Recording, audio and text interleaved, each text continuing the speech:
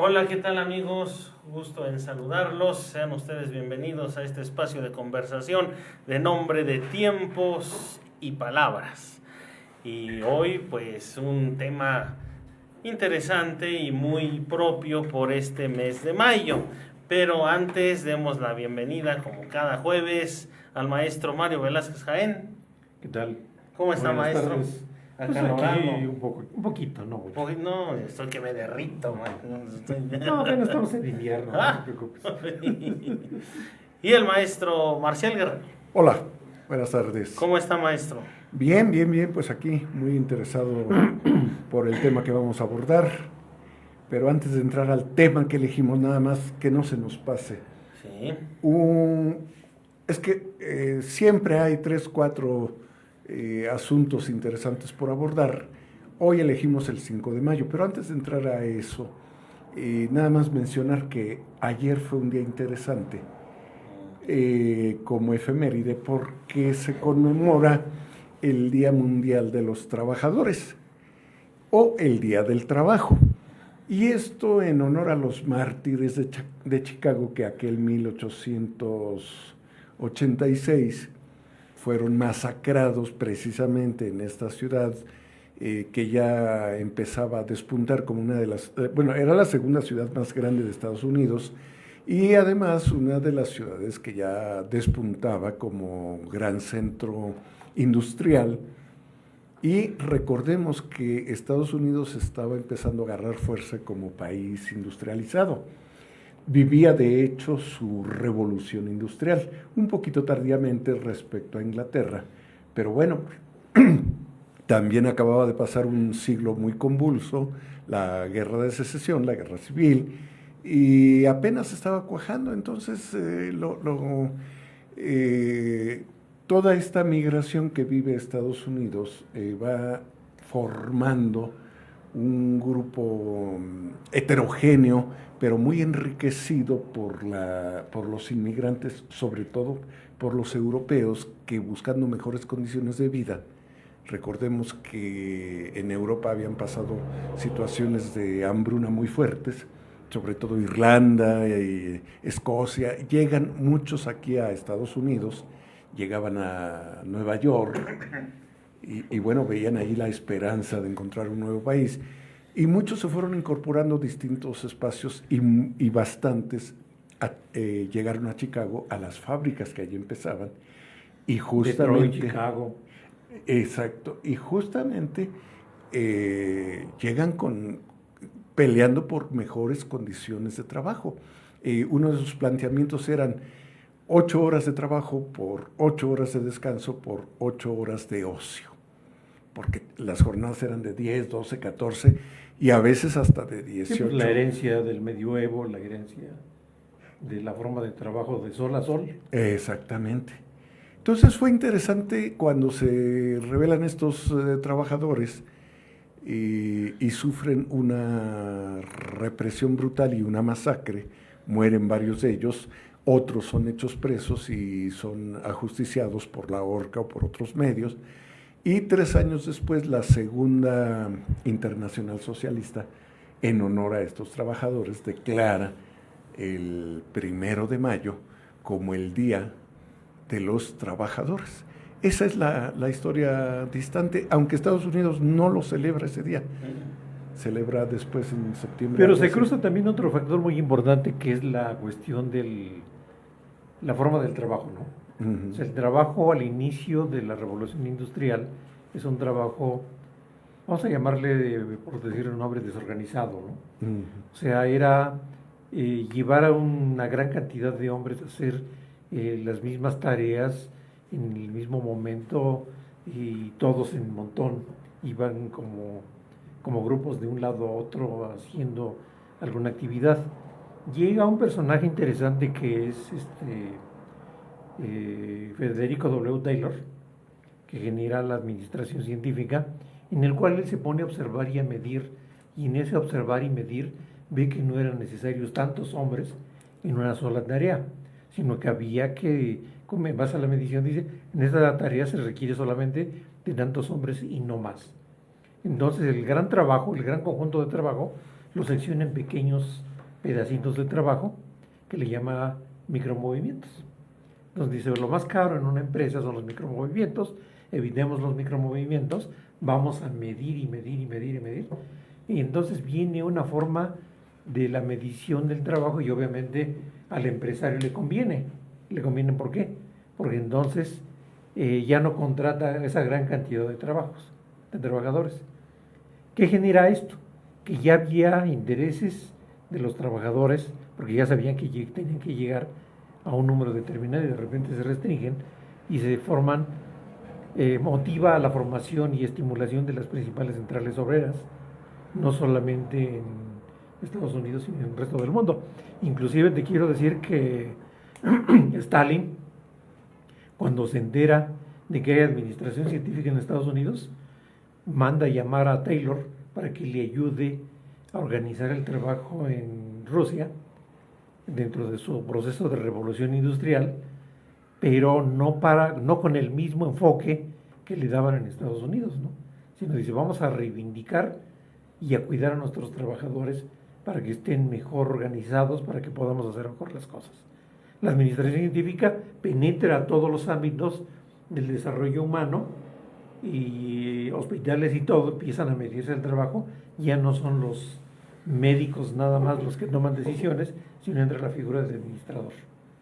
Llega otro personaje, Everett Laidala, que lleva el concepto ya de administración y se inserta dentro de la administración científica y se forma lo que hoy en día es la ingeniería industrial. Entonces todo ese proceso es lo que genera todo este proceso. Por otro lado, en México, pues tenemos el evento de la primera huelga en América, 1700 y algo, ¿no? Que le hacen a don Pedro Romero de Terreros. Se dice que fue la primera, realmente hay dos, es la de 1700 y tantos y la de 1824, 25, 25, 26, con los ingleses. La primera, pues la huelga se la hacen a don Pedro Romero de Terreros, pero realmente hacen la huelga a los intereses de la corona. Entonces la corona toma, y es un proceso que dura más de 10 años, toma las cartas en el asunto para venir a arreglar el asunto. Mientras que la otra huelga motiva que los ingleses se desanimen a seguir invirtiendo en los fondos mineros para poder llegar a un acuerdo determinado, porque venía arrastrándose el mismo concepto del partido. O sea, que una parte de la producción minera en bruto era para el trabajador y el resto era para la corona y para la empresa. Entonces, ya después, hasta 1934, es cuando se firma el primer contrato colectivo de trabajadores con los mineros metalúrgicos y similares. Que además la sección número 1 era precisamente Real del Monte. En Real del Monte, la sección número 1 del sindicato de trabajadores sindicato de la minería. Sindicato Industrial de Trabajadores Metalúrgicos y Similares. Entonces de ahí viene, pues se forma toda una tradición que llega a convertirse en todo un poder, no solamente económico, sino político, ¿no? Lo vemos con este señor Napoleón Gómez-Ada y ahora con su hijo, que siguen bajo el mando del control de los trabajadores en la minería. Y ya párale, porque vas a decir que don Fidel Velázquez estuvo en la primera huelga, ¿no? Bueno, él promovió muchas huelgas y paró muchas huelgas. Efectivamente. Pero ese es a grandes rasgos. Ese es a grandes rasgos. Es interesante seguirle la ruta a la cuestión de la idea del trabajo. La lucha por los derechos laborales, sí, efectivamente. Y los contratos colectivos. Y ahí desencadena de todo ese proceso, pues la ley del IMSS y la ley de los contratos colectivos, las organizaciones cuando no recuerdo qué. Y algo muy importante, el derecho al trabajo, que es algo tan difícil de cumplir en todos los países del mundo. La ley federal del trabajo. ¿Por qué? Porque la tecnología avasalla. Pero bueno, no quisimos dejar pasar esta fecha, el 1 de mayo, y vamos a entrar Trabajo justo. Trabajo justo, además. Pago justo. Pago igual a salario. Que sea.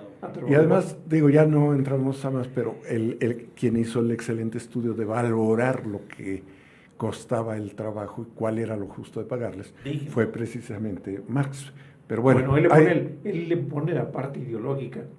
Pero también la parte científica. Y científica también, ¿no? Sí, porque mide. Pero bueno, otro día hablaremos del trabajo. Lo mide en términos de relación costo-beneficio de un lado, desdeñando el otro. Sí. No decimos cuál es el otro.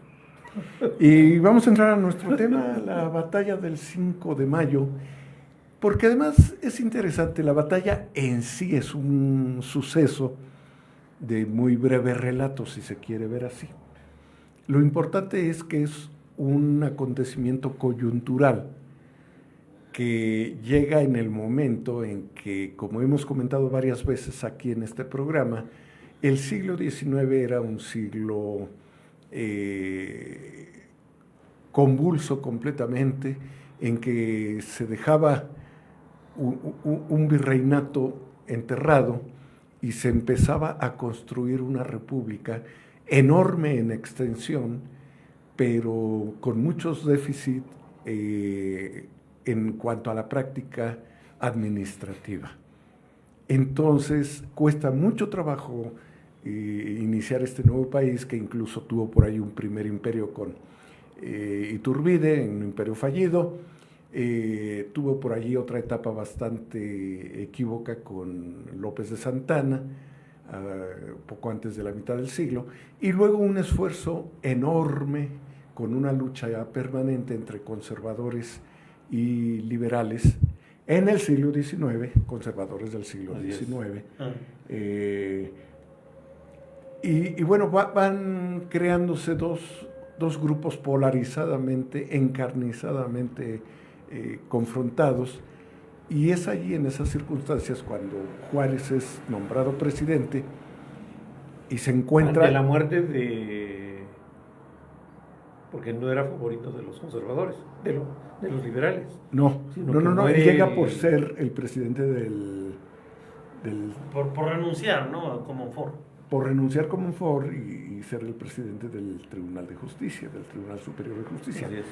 Pero se encuentra con una administración caótica, con muchas deudas internas y externas, con un país fragmentado a menos de la mitad.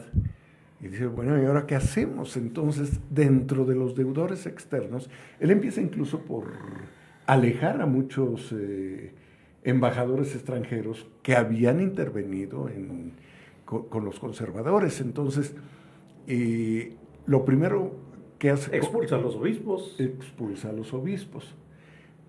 Y atraviesa las leyes de reforma, claro. La guerra de reforma. Pone a trabajar las leyes, las tierras muertas, en fin, para llegarse de bienes. Una serie de medidas difíciles, pero lo más interesante, las deudas que tenía, sobre todo con tres países, con súbditos de tres países, Francia, España e Inglaterra, las declara en espera. A excepción de Francia, ¿no? No, porque Francia tiene el origen de la deuda, es muy curioso el origen de la deuda. Es el pretexto, la guerra de los Sí, pero al principio era una guerra, una deuda muy pequeña, algo así como 2 millones de pesos. Pero resulta que por los tejes y manejes de... ¿Quién fue? Miramón. Sí, Miramón, siendo Miramón presidente, lo dejan colgado de la brocha los conservadores, y lo dejan colgado de la brocha porque ya no tiene dinero suficiente. Se le ocurre pedir un préstamo a una casa de bolsa o un banco X austriaco. Entonces dice, bueno, yo te presto 1 millón de pesos, pero firma pagarés por 15 millones. Quién sabe si sería tonto, no creo que haya sido, más bien se llevaron por ahí su mochada seguramente. Vamos a pensar bien. Ese personaje, Jekyll. Entonces llega Jekyll y se queda con la deuda porque Miramón firma en nombre de él, no personal, sino en nombre del país. Después quiebra Jekyll y anda rogando por ahí que le paguen, y se encuentra al medio hermano de Napoleón III. Se encuentra al medio hermano de Napoleón III, que era un junior, y lo convence y dice, no, pues ¿sabes qué? Pues te vendo la deuda, y el otro recupera 4 millones en lugar de los 15. Jekyll se queda muy feliz con la deuda, y entonces lo que sucede es que pues va con el hermano y le dice, oye, fíjate que pues si Juárez no quiere pagar la deuda, y el otro está todavía desanimado, ¿no? No, no te preocupes, pues es poco. Dice, no, dice, no es que no es tanto, pero fíjate que es tanto. Esto más tanto, pues ya son como 7 millones, ¿no? Entonces ya vale la pena la guerra. Pero antes de esto, uno que había sido embajador allá en un mexicano que había sido por allá embajador, un tal José Manuel Hidalgo y Snaurizar, había sido durante la época conservadora embajador allá y conoce a la familia de Eugenia, la esposa de Napoleón III. Entonces resulta, es un chisme de esto del lavadero, resulta que se dice que este fulano llega a tener amoríos inclusive con la mamá de Eugenia. Entonces, cuando ya se casa Eugenia Española, pues empieza a influir él ya quedándose sin chamba, decir, no, tú te puedes convertir, pues siendo soberana, te puedes convertir en la nueva Isabel, que rescate los intereses, los ideales de España y los ideales de México. Ve cómo está México. Hasta los protestantes se están metiendo ahí para poder dominar la situación. Entonces le llega a convencer a tal grado que Eugenia va con su esposo, dice, mira, ahí te traigo este chisme, y ya le empieza a aplicar todo, ¿no? Y el otro todavía no muy convencido al inicio, pero después ya con el empujón que le dé el hermano, entonces sí ya entra el juego y ya se van a la cuestión de entrar a la guerra, pero antes hay una reunión de los 3 países, ¿no? Claro, y justamente es lo que da origen a los tratados de Soledad. Así es. Un pueblo casi costero en Veracruz, hoy Soledad de Doblado, porque es este personaje Manuel Doblado quien encabeza las negociaciones y con muy buenas diligencias convence a los representantes de España y de Inglaterra que esperen a que el país se recupere para pagarles las deudas, pero Francia, que ya no traía el pago de deudas, sino la ambición de un país súbdito, dice, no, yo sí... Yo creo que también el ideal del abuelo, ¿no? De Napoleón primero. Por eso. De los Bonaparte, sí, por eso. Era ya el ideal de un imperio. Recordemos que Europa ha tenido diferentes épocas, el siglo XIX y el XX, tanto así que la Segunda Guerra tuvo esas razones, ese afán expansionista, imperialista de Europa, somos la cabeza. En el siglo XIX. Claro, somos la cabeza del mundo y tenemos derecho a invadir. Ahí hay un pequeño detalle que no hay que dejar de vislumbrar. Esta persona, que es Eugenia de Montijo, muy interesante porque había leído que incluso ella, yo no sé, ahí sí no he escudriñado más a fondo, pero que ella decía ser descendiente de Moctezuma Xocoyotzin y que por tanto le correspondía, y luego este personaje que justamente es José María Hidalgo pues le empieza a llenar que recurre a cosas, sí. Porque inclusive le acerca a un espiritista primero para que platique con su hermana, sí, recién muerta, y después para darle consejos. La hermana desde el otro mundo le da consejos. No, encamínate por este mundo, convéncelo. Y el otro fulano le infla su ego. Sí, y entonces el otro, claro. Miguel, pues lo que quería era vivir ya. La ambición. Él junto con no tiene límites para los franceses de esa época, y entonces ellos dicen, no, nosotros sí, si no nos pagan, nos cobramos apropiándonos del país. Es decir, no era la deuda lo que les interesaba, era el país como una extensión del imperio francés, que ya había fracasado en Europa con Napoleón I, y ahora Napoleón III quería recuperar el prestigio y poner un tapón, por decirlo coloquialmente, eso también es importante, a USA, a Estados Unidos, porque se estaba con su doctrina Monroe, se estaba agigantando. Exacto. Él piensa que poniendo un muro, que en este caso sería un protectorado francés en suelo mexicano, pues ya se iba a poner a raya a Estados Unidos, y entonces Francia sería quien realmente... Pero va a también salir. estaba medio molesto América por la Latina. venta de las No, persianas. sí, claro, sí. Porque además había perdido Francia Sí. sus colonias francesas, que hoy Estados están en la Unidos. región que conocemos como Luisiana y Y todo Napoleón esto, ¿no? III, inflado también, cuestiones de egos. Inflado también por decir, Vanidad. es que el tío hizo grandes cosas, es que yo soy un Bonaparte, es que yo no soy un Juan Pérez, soy un Bonaparte y por tanto... Y Eugenia dice, oye, ¿qué te parece Maximiliano como rey? Pues, sí, Y el otro ni sabía nada, pero ya lo habían elegido, ¿no? nada. Sí, porque además era eso, era el símbolo de traer Una traer sangre latina, un sujeto pura. de sangre real Así es. en este esquema tan europeo, tan especial, y al que encuentran es al Glamoroso. segundón en el buen uso del término, Maximiliano. Pero de también para Habsburgo. zanjar las recientes luchas que había tenido Francia al vencer a parte de la corona austriaca y darle la posibilidad de independencia a Italia, ¿no? Entonces, para zanjar un poco esas diferencias que traían, es por lo que deciden darle un pedacito de poder ahí a Maximiliano para que estuviera tranquilo el hermano de Maximiliano, ¿no? Uy, ahí Que dicen te que no era parece- su hermano, que era su Sí, hermano. porque además Me Maximiliano parece formidable. sabía que él era el segundo, no tenía derecho al trono. Y Unos dicen que era el segundo, otros con dicen que ser era el primogénito real, ¿verdad? Con ser archiduque le era suficiente, estaba tranquilo, era un individuo Su hermano Francisco José, que es el emperador, le parece formidable claro. deshacerse del... Pues sí, porque La otra, inclusive pues sí. Maximiliano quiso promover un golpe de estado para el hermano.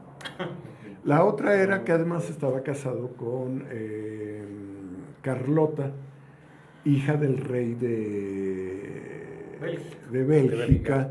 Entonces esto le daba a él la presencia. Dueña del Congo, Ujú. sí, dueña de minas de diamantes y todo esto, ¿no? Sí, le daba la presencia de ser un individuo de sangre real, Ujú. directa, aunque no tuviera relevancia, un tipo tranquilo, y bueno, pues te Pero invitamos a Maximiliano lo que quería era terminar su castillo. y salir de paseo. Castillo de Miramar, y comprarse una isla. Un perfecto mantenido de Carlota, porque él solo tiene sangre real. Y ella tiene plata, tiene... Sí, porque además era hija consentida del padre, el rey. Muy recomendable la novela de Noticias del Imperio de fabuloso. Fernando del Paso. Fernando del Paso, para que lea usted Muy la bueno. historia de Maximiliano y Carlota y todo el ambiente que describe el autor en este México, que además después de esto se habla del Segundo Imperio y luego de la República restaurada. Yo aquí sí creo que lo importante es definir que no fue una república restaurada, la república nunca se perdió. Existió el formato del imperio, pero no desapareció la república. Juárez se encargó de protegerla, tanto así que emigra. A paso del norte, pero nunca pasa. Nunca deja el país, justamente porque sabía el peligro Que en el de momento que salir. pusieron pie en Estados Unidos, en ese momento desapareció. Se acababa la república, así que se habla de la república restaurada. Personalmente creo que el término es incorrecto. Es la república conservada contra viento y marea. O sería el regreso de la república itinerante a la Exacto. capital. O al triunfo de la República. O el El triunfo, triunfo de la república de la- sobre de la- este Aquella célebre fallida. poema que decía el triunfo de la República y del movimiento liberal encabezado por Juárez. Ujú. Guau. Sí, eso es importante mencionarlo. Entonces, en esas circunstancias, después de estas negociaciones en Soledad, hoy Soledad de Doblado, búsquelo en el mapa, está en la zona del Golfo de México, a unos kilómetros de la costa, se van a España e Inglaterra, pero Francia se queda y manda a traer un ejército de 6,000 hombres que para la fecha eran muchísimos. Sí. Pero además, si consideramos que eran soldados franceses, el ejército que en 50 años no había tenido una derrota y además nutrido por la sección de los suavos, que era una parte del ejército que se tenía como ejército de élite, entonces esto les daba una presencia. Y con los de ya mucha experiencia, los de la Legión. Sí. Ah, sí, la Legión extranjera. La Legión extranjera, entonces. Y entonces llegan. Que eran mercenarios, pero en fin. Mercenarios. Y justamente Juárez con los liberales, con el ataque de los conservadores, que están protegiendo al ejército francés, porque ellos querían un rey, que los conservadores querían un rey. Querían mantener sus derechos, ¿no? Hacer crecer sus derechos, porque finalmente los tenían, los ejercían, pero querían más. Y es cuando la Iglesia ocurre. Católica, pues atrás de toda esta cuestión, ¿no? Exacto. Empujando el movimiento y apoyando cuando le convenía, separándose cuando no. Cuando Claro. perdía se retiraba. Tanto, Mario, que recordemos que antes de que llegara a tomar posesión como emperador Maximiliano, se formó una terna, un triunvirato más bien, Así es. para, a modo de regencia, asumir el poder imperial a modo de regencia, y dentro de eso, uno de los constituyentes de este triunvirato era el obispo de Tulancingo. Ah, Sí, y un tal Orrey Juan Meche. Nepomuceno Almonte. Ah, sí. Sí, no, pero no, ese no era el obispo, No, él era el hijo de Morelos, era el hijo de Morelos. pero también anduvo en ese proceso. Este Sí. es Ornamechei Arsnay. No me acuerdo del apellido, pero Un apellido muy Ornameche. pomposo. Ornameche. Ornamechei. entonces ese era el momento álgido que vivía el país.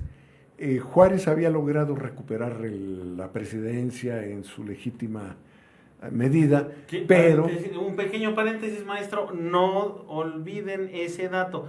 Ese arzobispo de Tulancingo, porque obispo, así ya lo bajé, no lo subiste, sí. obispo, obispo de Tulancingo, porque después lo ligaremos con porque Tulancingo no es la capital y sí Pachuca del estado de Hidalgo. cuando Pero bueno, se forma, exacto. un Estamos en el 62, Sí.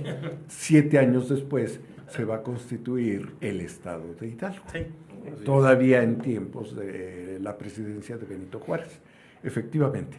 Entonces, en esas circunstancias, llega el ejército francés a Veracruz y muy presumidamente se alista para venir caminando hacia La Ciudad de México. ocupar la capital del país, pero antes Juárez le pide, le ordena a don Ignacio Zaragoza, que era el jefe del ejército De Oriente. de Oriente, un ejército de 4,000 Y Oriente personas. era una superficie gigantesca que llegaba hasta Yucatán. Sí, pero además era un ejército casi improvisado, sin formación profesional, y se amplía con los indios Acapuastlas, que con un gran sentido nacionalista y un espíritu de unidad pelearon pues con lo que tenían a la mano, machetes, venían del campo, y fueron una de las regiones más importantes también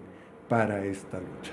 Yo creo que... Pero también hay algo interesante, ¿no? Porque ya muy organizados los franceses pecan de vanidad. Exacto, se confiaron. Entran a un llamado síndrome de invulnerabilidad.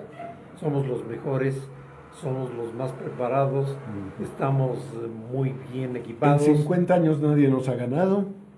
Bueno, tuvieron su Waterloo los pobres. Sí, pero en la, Sí. pero No, pero ya después. en la lógica fue anterior. Sí, pero también hay algo interesante. Antes de la batalla del 5 de mayo, hay una batalla previa donde le dicen a Díaz, ya está ahí, párale. No, se agarró y se fue correteando a los demás, ¿no? A donde diezma mucho del poder organizativo que tenía el ejército francés. Sí, Cuando los descontroló. sí, cuando llegan al 5 de mayo, llegan todavía con ese síndrome de invulnerabilidad y se enfrentan a algo muy, muy fuerte. Y después viene, después del 5 de mayo, otra segunda batalla, a donde sí ganan los franceses. Un año después. Un año después, pero viene un sitio de 60 días, ¿no? Sí. Ahora, esta batalla del 5 de mayo de 1862, yo recuerdo, yo estaba en la primaria cuando fue el centenario de la batalla, y me acuerdo todo el espíritu nacionalista de nuestro profesor, un profesor de la vieja guardia, que además y se organizó un desfile conmemorativo en el pueblo, Alfajayucan, que era un pueblo pequeño entonces, una escuela muy pequeña, la única que había en todo el municipio, con 3 grupos. Había de primero a sexto, pero con 3 grupos, nada más 3 profesores. Y bueno, fue un paseo y una conmemoración y se exacerbó el espíritu nacionalista del pueblo. Y me acuerdo que nos contaba la anécdota, y algo que a él le impresionaba mucho, y así le ponía énfasis al narrarlo, era que Benito Juárez estaba en la capital, en México, en la Ciudad de México, esperando noticias, y seguramente con toda la experiencia vivida, esperando noticias para ver si se quedaba o agarraba sus cosas y se iba otra vez a la itinerancia, ¿no? Y entonces, con mucho entusiasmo nos platicaba el profesor cómo recibió ya tarde un telegrama que simplemente decía: las armas nacionales se han cubierto de gloria.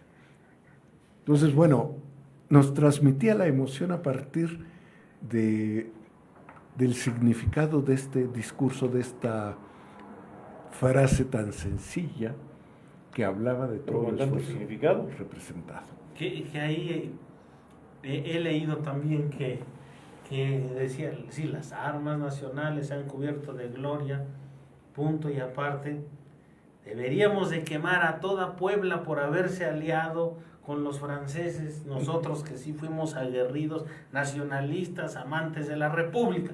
Bueno. Sí, porque les había pedido apoyo a los poblanos. Y los poblanos, no, le habían negado todo el apoyo, ¿no? Sí. Y ahí es donde Benito Juárez dice: no, espérate, no vamos a quemar nada, todo la unidad, ¿no?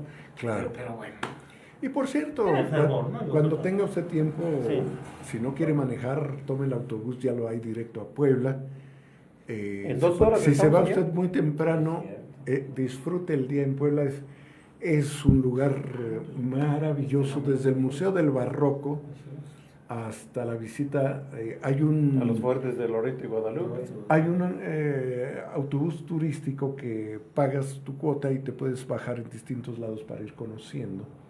Y uno de los lugares en que se permite descender un tiempo y conocer es el de los fuertes de Loreto y Guadalupe, cerca del actual estadio de fútbol, por ahí. De hecho, pues ahorita bote pronto, el 5 de mayo es domingo, sí, pues puede tomar el camioncito. Y también, si pueden, pues vayan a la celebración de la batalla. De la batalla del 5 de mayo en el poblado de...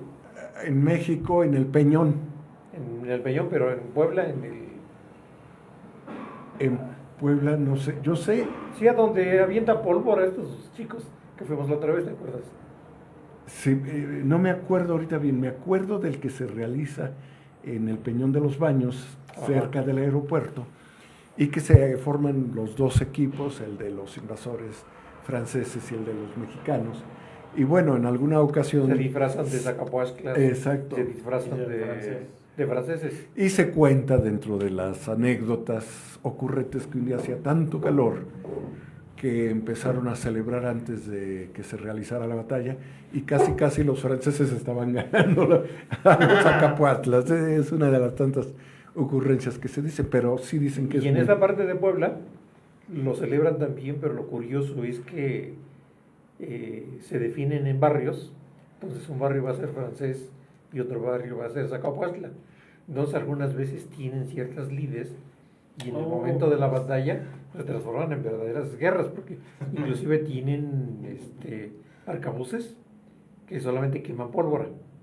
Entonces es una escandalera de pólvora terrible. Si van, pónganse tapones. ¿No es Huejotzingo? Huejotzingo.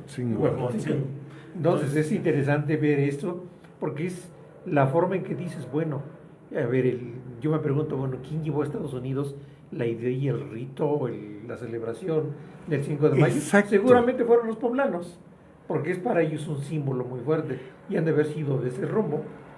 Pero además, ahorita que lo mencionas, la migración mexicana hacia Estados Unidos ha sido tan fuerte que no sabemos exactamente cuál es la causa, puede estar por allí, que lejos de que sea más importante la conmemoración del grito de independencia y la declaración, es el 5 de mayo. Así es. Y es casi día feriado, ¿eh? Uh-huh. Sí, para en varios lugares es más importante la celebración. Opacado esta ocasión por la entrada de las Fuerzas Armadas a las universidades, ¿no? Pues sí. Es que la doctrina Monroe buscaba América para los americanos del norte. Entonces, exactamente. Bueno, es que para ellos América es allá. América es, Lo demás es el traspatio.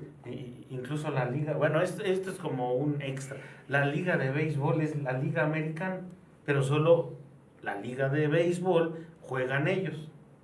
Y esa es la liga americana. Yo no veo Venezuela, no veo, bueno, Cuba ni se diga.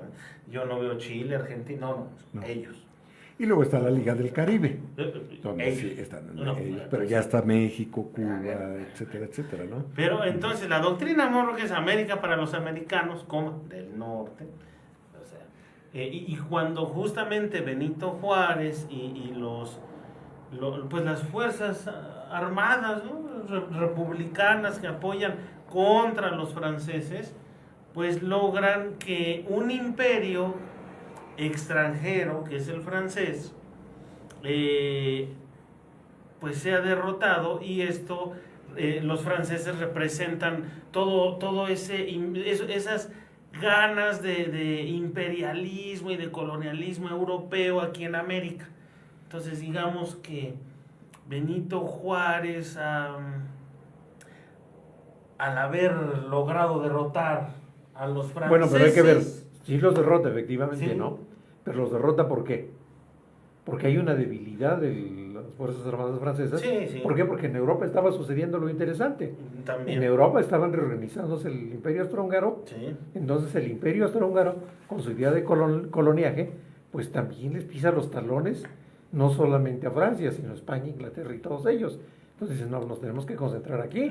Y parece que no, pero todo esto que estamos mencionando, estamos hablando del último, un poco más del último tercio del siglo XIX, pero ya estaban fraguándose los elementos que después van a detonar en la Primera Guerra Mundial. Pero ya no va a haber intervenciones en América. Ya no, desde luego que ya la francesa es la última, y por eso fue la doctrina fue una Monroe, lección. Sí, y entonces los norteamericanos se adjudican que, como fue la última intervención europea en América, la doctrina Monroe se hace realidad. América es para los americanos.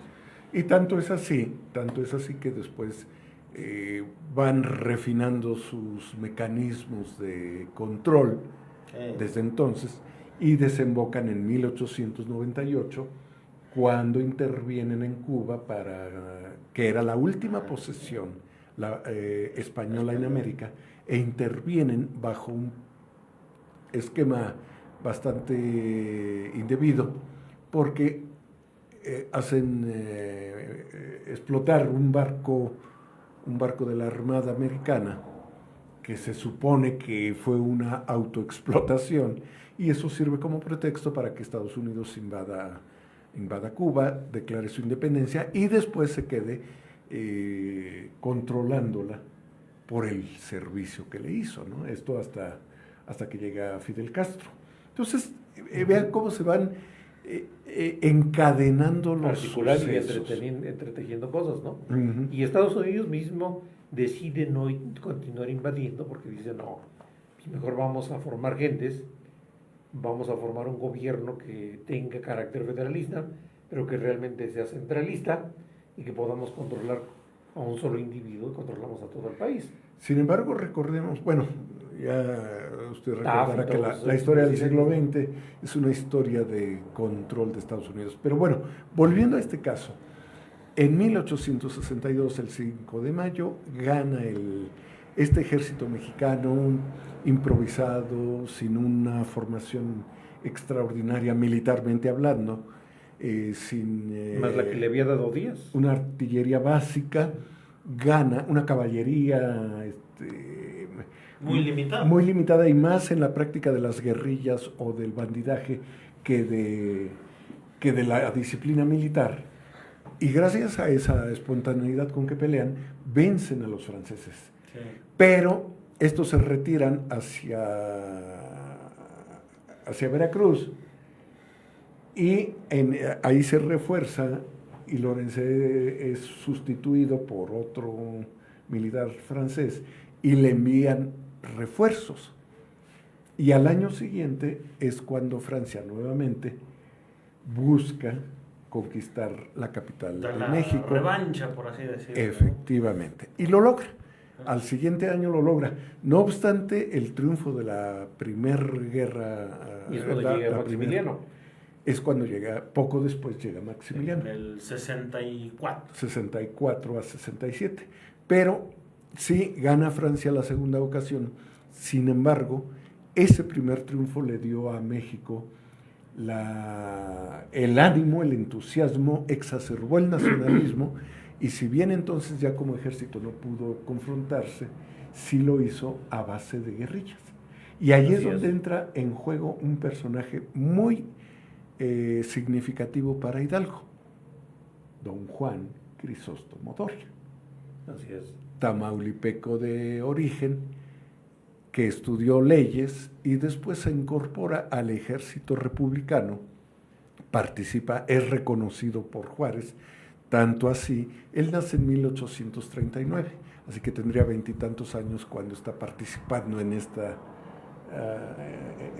guerra contra Francia, y ya una vez expulsados en el 67 los franceses definitivamente, ajusticiado, fusilado Bonaparte, Maximiliano, nombra a Juárez, le pide a don Juan Crisóstomo Doria González que sea el gobernador provisional que encauce los destinos de este naciente estado de Hidalgo. Esa es un poco la... Pero también hay un factor ahí interesante de la cuestión de la guerra contra los franceses, cuando dices, bueno, es de guerrillas, ¿sí? Efectivamente llegan a Huejutla, y en Huejutla al principio ganan, después pierden, después salen corriendo y vuelven a organizarse, y ya estando por el rumbo de Totonil, Comitlán, vuelven nuevamente a continuar atacando, no encuentran gran resistencia, pero se organizan, y cuando llegan aquí a Casas Quemadas, los enfrentan con un contingente que venía de este lado, porque no querían que llegara esta parte del ejército a la Ciudad de México. Se parapetan en el Rancho de los Víteres, que era un casco ubicado ahora se pierde entre lo que está ahora en la construcción de este conjunto de vías de paso rápido, desniveles, túneles y todo. Por ahí ya se perdió esa hacienda de los Brito. Entonces se parapetan ahí, y llegan alguien y dice, no, pues la única forma de acabar con ellos es aquí, al estilo de Pípila. Llegan y queman la gran hacienda, y quedan los franceses adentro, y los pocos se regresan rumbo a Huejutla. Por eso se llama Casas Quemadas. Por eso se llama Casas Quemadas. ¿Y quién no es el que está? Hay un pequeño y modesto monumento sí, justo al lado de una tienda. Ox. Sí, al lado de una tienda Oxxo hay un pequeño monumento, pequeño, modesto, y que casi la mancha urbana lo ha devorado. Y había un poema que lo hizo el cronista de Real del Monte hace muchos años, don Luis Jiménez Osorio. Entonces persiste el poema, pero ya el nombre ya lo picotearon, ya no existe.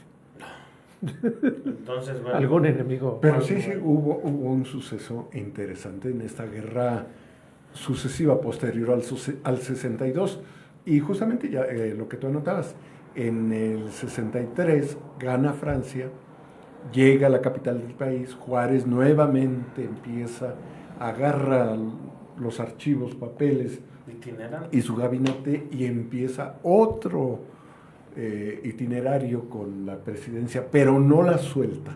Eso es lo importante, no la suelta, no la concede, y esto es lo que le da cohesión a la República Mexicana, que no desaparece.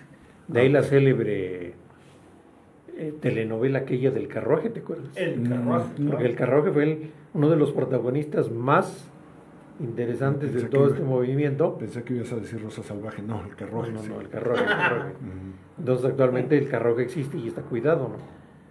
Al lado del otro carruaje, muy el de pintoresco y barroco, que está ahí en Castillo Chapultepec, ¿no? Que es el de Maximiliano. Y que además, bueno, en otra ocasión valdrá la pena comentar un poco algunos hitos, algunos sucesos y matices de este efímero imperio de Maximiliano y Carlota, que recordemos que tiene sucesos realmente interesantes. Carlota le sobrevive e inclusive llega y rebasa la época de la Primera Guerra Mundial. Sí. Así es. Entonces, Y también no se nos olvide algo que ya se perdió en la historia, el héroe del 2 de abril. 2 de abril de 1867. Sí, 67, sí.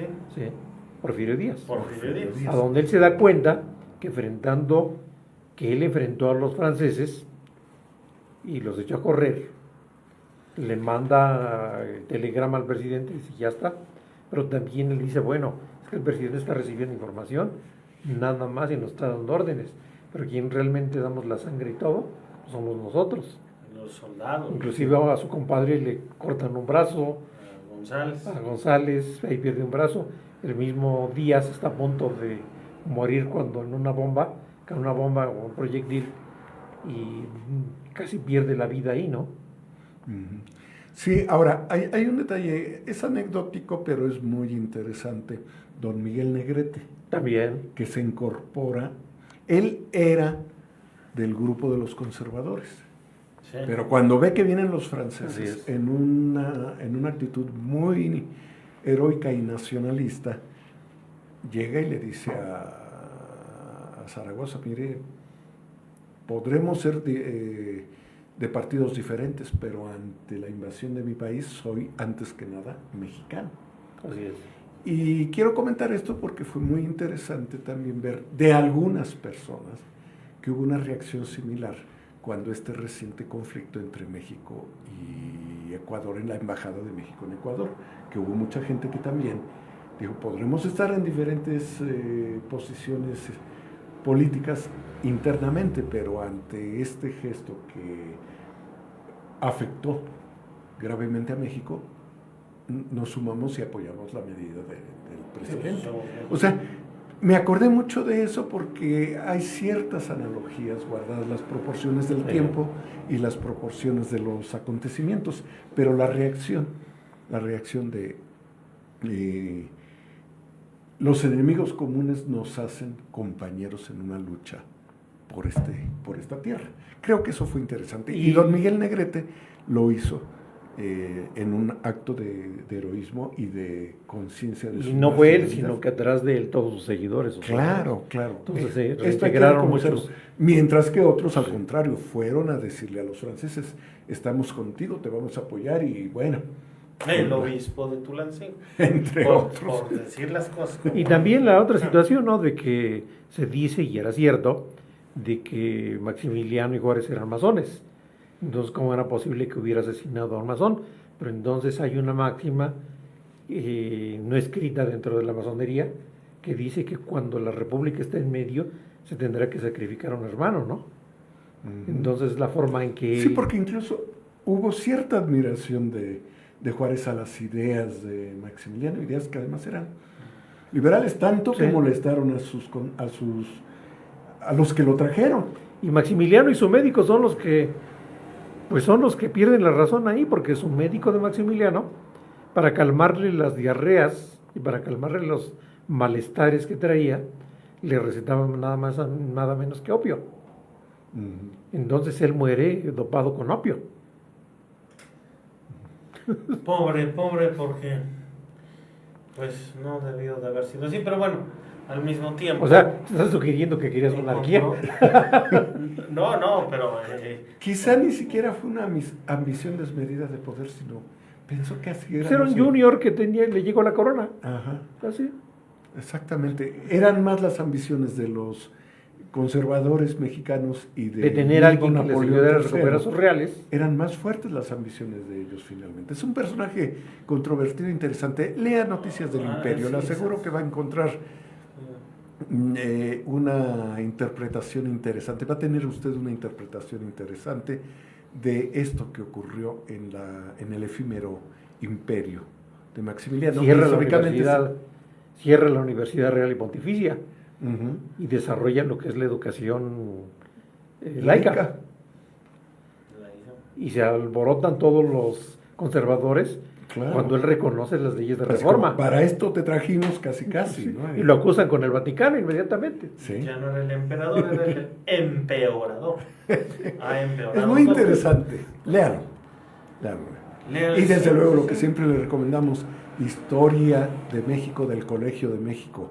Es interesantísimo. La breve historia y la amplia, que de verdad va a enriquecer mucho su conocimiento sobre este país, sobre esta tierra que pisamos, y va usted a entender mucho de lo que ocurre en el siglo XXI desde que está fraguándose el concepto de esta nueva república. Y bueno, ya casi por terminar el programa, pero no olvidar, maestros, Ignacio Zaragoza. ¿Quién fue este personaje? Uh-huh. Originario de Texas, pero cuando Texas formaba parte de México. De México. Uh-huh. Entonces, pues un tejano mexicano que va a luchar muy joven, justamente ese 5 de mayo, y que terriblemente a unos meses después fallecerá. Sí, ¿no? adquiere el tifo. Recordemos que la insalubridad en México era extrema, en general en el mundo. No se conocía la penicilina, no se conocía la asepsia. La medicina era una práctica que, digamos, casi arbolaria. Ya había la idea de las vacunas, pero las vacunas, inclusive hay un virrey por ahí que trae una de las primeras vacunas y se vacuna ahí en la plaza principal. Él va a vacunarse para que todos vieran que se podía vacunar y que no pasaba nada, ¿no? O sea, las vacunas, todavía existía, y yo creo que existe todavía ahora, aunque no lo vemos tan palpantemente, la relación de la salud, la magia y la medicina científica, ¿no? Sí. Era esto. Si bien había escuelas de medicina, no estaba tan avanzada como ahora. Aunque recordemos que la vacuna viene de la palabra vaca. Porque se Y ensaya en la vaca. esto surge como una de las tantas aplicaciones preventivas por inoculación de la sangre de estas personas que atendían los establos y que no eran afectadas por la viruela, justamente, ¿no? Pero existían, en eso que anotas es muy cierto, existían formas en que decían, si a ellos no les pasa nada, hay que entender. Era más prejuicios que científicos. No, pero quiero decir, ya había una intuición, sino un estudio altamente científico, una intuición, una observación de que en ciertos grupos de la sociedad que atendían, que trataban con animales o algo así, no se enfermaban de ciertos padecimientos. Eso es muy interesante. Pero vacuna como nombre, todo ese conocimiento previo, y ya sumado a este, se da a partir del siglo XIX con Pasteur. Con Pasteur. Muy interesante. Con Pasteur. Y pues sí, lamentablemente fallecerá Ignacio Zaragoza.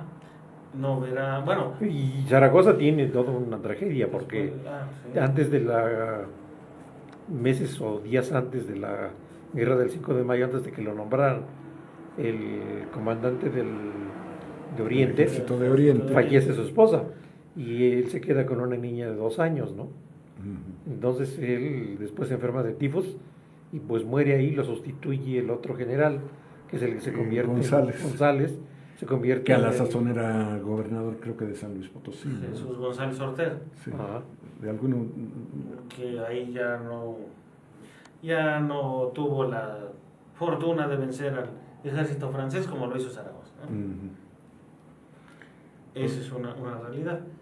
Y después, pues, la batalla del 5 de mayo es un parteaguas en nuestro país que sin duda marcará... Es un fuerte símbolo, un icono. Marcará un antes y después, sí, claro. Un icono. punto y aparte para Puebla, pues para todo el país. Y bueno, tan es así que, insisto, también para Estados Unidos es tan importante, porque es la última intervención europea en América. En América. Todo continente americano. Así es. Continente americano. Ujú. Pues sí. Maestro, ¿algo más Pues que añadir? nada más Maestro. no dejar pasar esta fecha era interesante, porque como le decíamos en un principio, desde luego que fue una batalla importante, no fue terriblemente marcada por la mortandad, no murieron afortunadamente tantas personas, aunque sí hubo sus muertos y heridos, pero más que nada fue un suceso icónico, emblemático, en los momentos en que México estaba peleando por fortalecer su identidad nacionalista. Por eso creo yo que tiene una relevancia muy especial la batalla del 5 de mayo de 1862. Maestro. Pues, ¿qué podemos decir más? No nos olvidemos de esta fecha, hay que estudiarla más. Claro. Hay que estudiar no solamente el momento, sino el antes, durante y después. Porque en ese marco de referencia, el crisol donde se va formando todo esto, no solamente visto desde una visión interna, sino exógena también, para ver, bueno, qué estaba pasando en el mundo, y que no perdamos este punto de vista porque es lo que nos da la idea de objetividad, lo mismo que estamos viviendo en este momento, ¿no? Hay todo un panorama nacional, sí es cierto, pero un panorama internacional que si lo analizamos con conciencia, con objetividad, pues vamos a ver que no estamos solos. Hoy en día en un mundo comunicado, pues esta objetividad tenemos que lograrla a partir de ser hombres del mundo, ¿no? Claro. Y como decíamos, es el momento en que empieza ya a perfilarse en Europa los estados nacionalistas, los estados Las grandes definiciones de las fronteras. de las fronteras y de las ideologías, Y de las que habrán ideologías, de desembocar la separación de las los húngaros nacionalismos con la idea del nacionalismo alemán. y en general de los nacionalismos que habrán de desembocar después en la Primera Guerra Mundial. Y el austrohúngaro, pues no era nada pequeño el imperio. ¿No? No. Y ya como corolario, Ujú. ¿sí? Los sarcasmos de la historia se me vienen ahorita a la mente. 5 de mayo es la batalla de Puebla. Un 5 de mayo fallece Napoleón Bonaparte. Curiosamente, Napoleón Bonaparte el Grande, El primero. un 5 En la isla de mayo. Santa Elena. En la isla de Santa Elena, un 5 de mayo fallece, lo cual a los franceses no les ha de dar mucho gusto. Fallece Napoleón Bonaparte y son derrotados en Puebla. O sea, Un 5 de mayo. un 5 de mayo queda en la psique francesa, pero muy profundo, muy profundo. Y ya que estábamos con lo del Día del Trabajo, y un 5 de mayo nace Carlos Marx. Así que un 5 de mayo sin duda en la historia, muchas cosas interesantes Efectivamente. que se van concatenando. Como todo, la historia es así, ¿no? La hilaridad de la historia. Pues gracias, maestro Marcial. Gracias. Gracias, maestro Mario. Buenas y noches. pues nos veremos el próximo jueves en este espacio de conversación de tiempos y palabras. Y antes de terminar, si gusta también, pues puede ir a punto 42 con nuestros amigos allá con el N, ¿no? El que vino, por cierto, la semana pasada. Ajá. Y puede pues ir a adquirir un ¿Dónde, libros, ¿no? ¿Dónde es punto 42? Ahora está en Villas de Pachuca. Villas Pachuca, sí. O allá, Hay que preguntar bien la dirección Sí, para sí. que vaya usted o allá con el amigo N que está en el Tianguis. en el Tianguis de San Cayetano. San Cayetano, sí. Y que además de verdad le encargue usted libros. Yo le encargué uno hace cosa de 3 meses, costó mucho trabajo conseguirlo, pero lo logró. Y tiene uno esa confianza con él. Para poder encontrar libros, buscarlos, ¿no? Seguro tendrá noticias del Imperio, y si no, pues ya lo buscará. Ya lo buscará, claro. Muchas gracias, no le cambie, está en JMS y nosotros nos vemos, nos escuchamos el próximo jueves. Hasta luego. Hasta pronto. Hasta la próxima. JMS Radio, diversidad auditiva. Que son es un parque nacional ahora. Y no es que tenga que ser de cierto. No te voy a decir que no.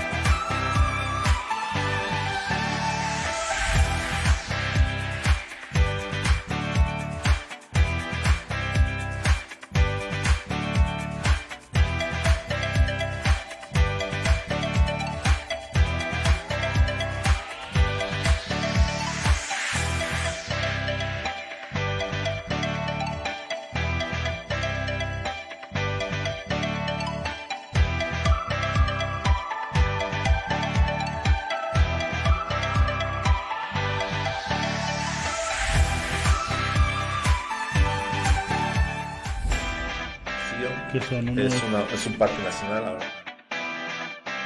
Y no es que tenga que ser de cierto. No te voy a decir que no.